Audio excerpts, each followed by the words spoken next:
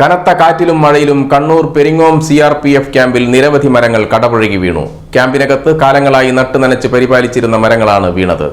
Camp ആരംഭിച്ച സമയത്ത് പാറപ്പുറത്ത് മണ്ണിട്ട് നികത്തിയാണ് വൃക്ഷങ്ങൾ നട്ടുപിടിപ്പിച്ചത്.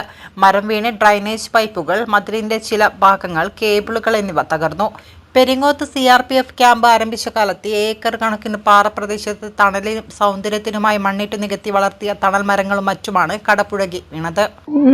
വെളുപ്പിന് 12 മണിക്ക് ശേഷം ഉണ്ടായ ഒരു കാറ്റ് വന്നു. ആ കാറ്റിൽ ഞങ്ങളെ ഇവിടെ ക്യാമ്പിനുള്ളിൽ ഒരു 10-50 വൃക്ഷങ്ങൾ കടപുഴകി വീണു. വർഷങ്ങളായി ഞങ്ങൾ പരിപാലിച്ചിരുന്ന വൃക്ഷങ്ങളാണത്. ഈ പാറണക്കുള്ള സ്ഥലത്ത് മണ്ണ് കൊണ്ടിട്ട് ഞങ്ങൾ നട്ടു വളർത്തിയ വൃക്ഷങ്ങൾ ഇത് കടപുഴകി വീണതിൽ വളരെ വിഷമമുണ്ട്. ഞങ്ങൾ മരങ്ങളെ സ്നേഹിക്കുന്ന, വൃക്ഷങ്ങളെ സ്നേഹിക്കുന്ന, പ്രകൃതിയെ സ്നേഹിക്കുന്ന ആൾക്കാരാണ്. അങ്ങനെയുള്ള ഇതിൽ ഇത്രയും വൃക്ഷങ്ങൾ കടപുഴകി വീണതിൽ ഞങ്ങൾക്ക് വളരെ ദുഃഖമുണ്ട്. RTC പെരിങ്ങത്തിൻ്റെ ഒരു ഹരിതഭംഗിയായ ഒരു സ്ഥലമാണ് RTC പെരിങ്ങം.